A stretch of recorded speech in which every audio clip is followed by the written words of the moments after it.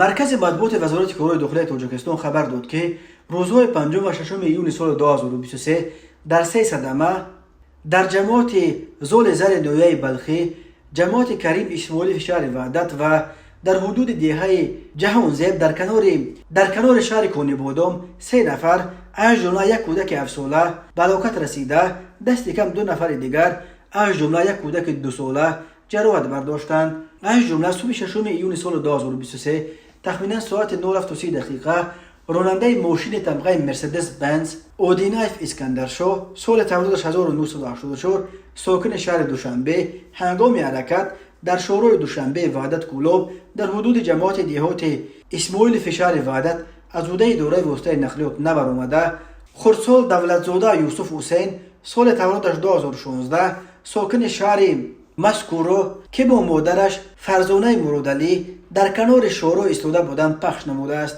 در نتیجه خردسال دولتزاده جراحت وزن جسمانی برداشته در جای حادثه به هلاکت رسیده است. همین طور شب 6 ایون سال 2023 تخمینا ساعت 23:40 دقیقه راننده ماشین طبقه وز 2107 صاحب نظام سال تولدش 1959 ساکن شهر کونی بودم هنگام حرکت در شورای کونی بودم دیموی در حدود دیهه جهانزیب از عهده اداره واسطه نقلیات نبرآمده به درخت کنار راه برخورده است.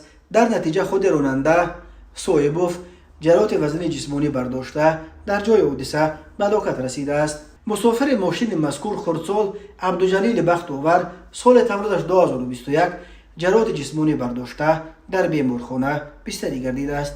همچنین 5 ایون سال 2023 تخمینا ساعت 15:00 دقیقه راننده ماشین طبقه تویوتا کرولا نوروزوف تویر سال تولدش 1998 ساکن نویه بلخی هنگام حرکت از سمت مرکز نویه به سمت شهر بختر در حدود جماعت دیهات زول زر قاعده های حرکت را رعایت نکرده به ماشین بارکش طبقه مرسدس که در کنار راست راه توقف کرده بود برخورده است. در نتیجه مسافر داخل ماشین طبقه تویوتا کرولا سعید و تخمینه سال تولدش 2001 ساکن نویه مذکور جراحت وزن جسمانی برداشته در جای حادثه به هلاکت رسیده است.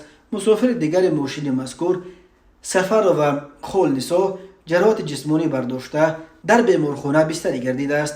از روی این حادثه ها تفتیشات ادامه دارد.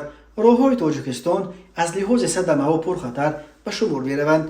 تنها در ماه مای سال جاری بنا به حساب‌ها بر اثر صدمه ها در راههای جمهوری تا 40 نفر به هلاکت رسیدند. بنا به امور وزارت کارهای داخلی سال 2022 بر اثر 1096 صدمه در راههای جمهوری 416 نفر به هلاکت رسیده، 1197 تن دیگر مجروح شدند.